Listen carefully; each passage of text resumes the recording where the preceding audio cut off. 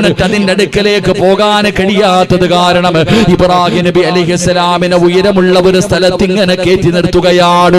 അമ്പും ബില്ലും തയ്യാറാക്കി വെച്ചിരിക്കുകയാണ്. എന്നിട്ട് ഇങ്ങനെ എഴുതി വിടാ സമയമാകുമ്പോ മുഖറബുൽ അംലാക്ക് മലക്ക് ജിബ്രീൽ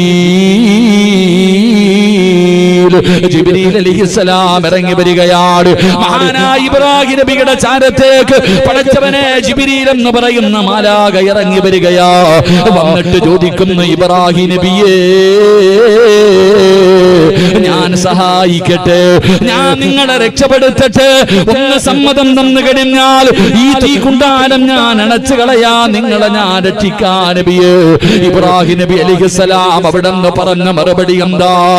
ഇബ്രാഹിം നബി അലൈഹിസ്സലാം ജിബ്രീൽ എന്ന് പറയുന്ന മലക്കിനോട് പറഞ്ഞ മറുപടി എന്തെന്നറിയുമോ?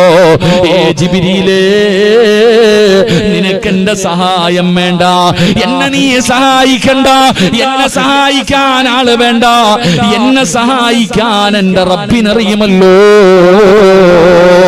എന്നെ പടച്ച റബ്ബുണ്ടല്ലോ, എന്നെ പടച്ച റബ്ബുണ്ടല്ലോ, ആ റബ്ബിനറിയാ എന്നെ സഹായിക്കാൻ.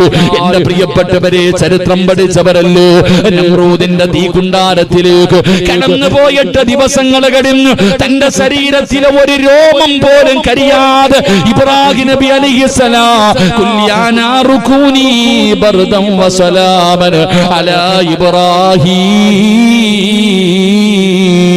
നമ്രൂദിന്റെ തീകുണ്ടാരത്തിനകത്ത് നിന്ന് ഒരു രോമം പോലും കരിയാതെ മാസങ്ങൾ കഴിഞ്ഞിട്ട് ഇബ്രാഹിം നബി അതിനകത്ത് നിന്ന് എഴുന്നേറ്റ് വന്നെന്ന് ഖുർആൻ പറയുമ്പോ എന്ന പ്രിയപ്പെട്ടവരെ, അല്ലാഹു മതിയാവുകയാണ്.